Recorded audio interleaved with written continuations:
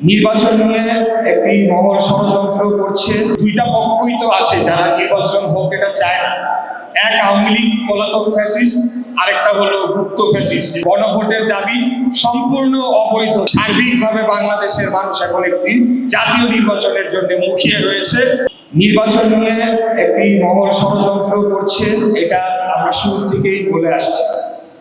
5ই আগস্টের পর থেকে বিশেষ করে একটি দল যারা ভোটের রাজনীতিতে যদি আসে, বাংলাদেশে যদি একটা নির্বাচন হয়, তাদের অতীত ইতিহাস বলে 2%, 3%, ক্ষেত্র বিশেষে 5-6% ভোট তারা পেয়েছে।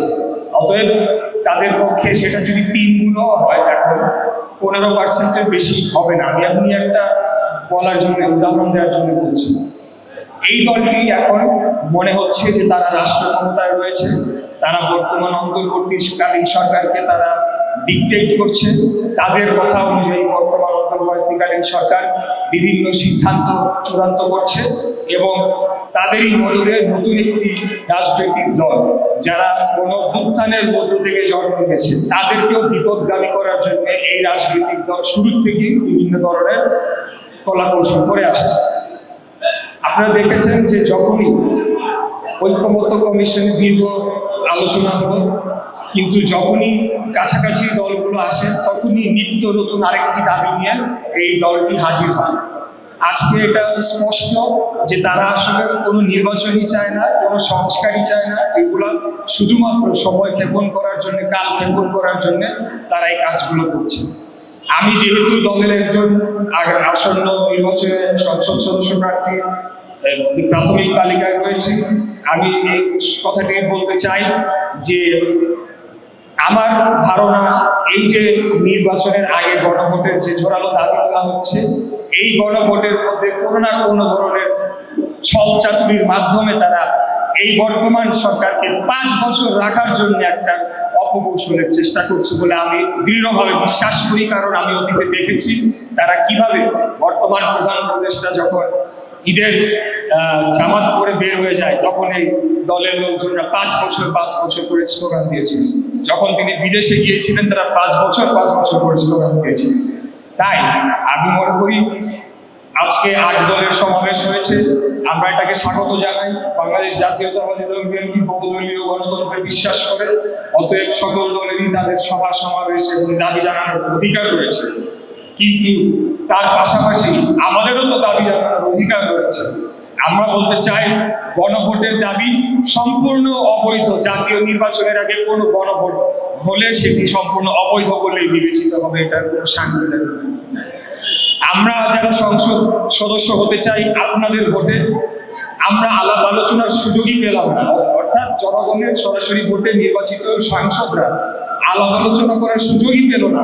কিন্তু সেটা অটোমেটিক স্বয়ংক্রিয়ভাবে 2.5 মাস পরে আমাদের উপরে চাপিয়ে দেওয়ার জন্য এরকম একটি উদ্ভট প্রস্তাবনা কয়েকজন বিদেশি নাগরিকরা এসে প্রেসক্রিপশন দিয়ে গিয়েছে এবং এখন তাদের কাজ শেষ, তারা চলে গিয়েছে। বাংলাদেশকে একটা অস্থিতিশীল অবস্থার মধ্যে রেখে দিয়েছে।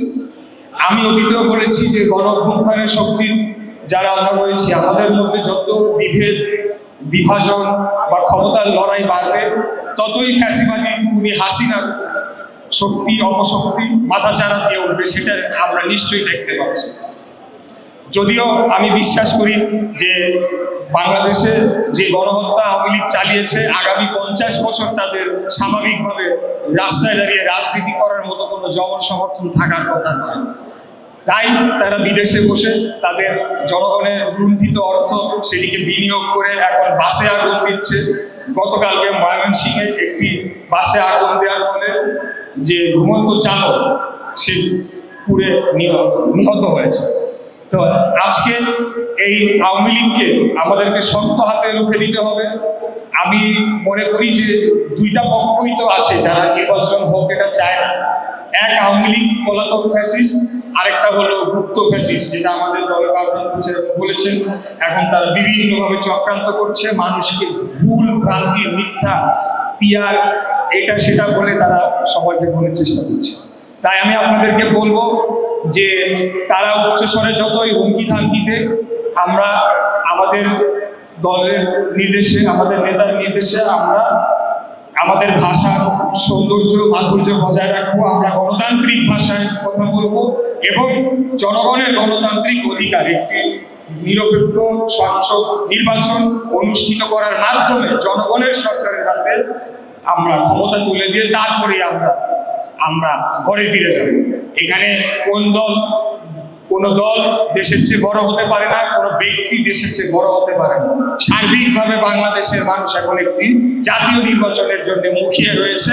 অতএব এই যে এত তারা চিল্লাচিল্লি করছে, এটা শুধুমাত্র কিছু আপোষ করে কিছু সিট পাওয়া যায় কিনা বা অন্য কোনো ভাগাভাগিতে কিছু বেশি পাওয়া যায় কিনা সেটিরই চেষ্টা করে আমি মনে করি। তাই আপনারা প্রস্তুত হন, ইনশাল্লাহ।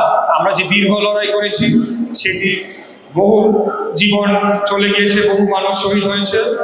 গত বছর 1400-র অধিক ছাত্র জনতা শহীদ হয়েছে, রক্ত দিয়েছে। সেটার প্রতিদান আমরা দিব বাংলাদেশে গণতন্ত্র প্রতিষ্ঠা করার মধ্য দিয়ে স্থায়ীভাবে।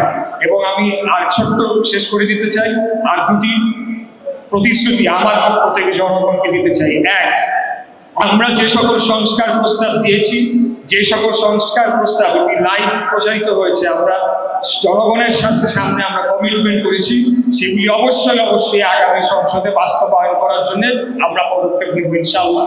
দ্বিতীয়ত, খুনি স্বৈরাচারী ফ্যাসিস্ট হাসিনার জন্য কোনো মায়া কান্না করে কোনো লাভ হবে না। এই খুনি হাসিনার বিচার এবং ফাঁসি আদেশ আমরা বাংলাদেশে দেখে তারপরে আমরা মৃত্যুবরণ করতে চাই। এটা আমাদের ওয়াদা জনগণের।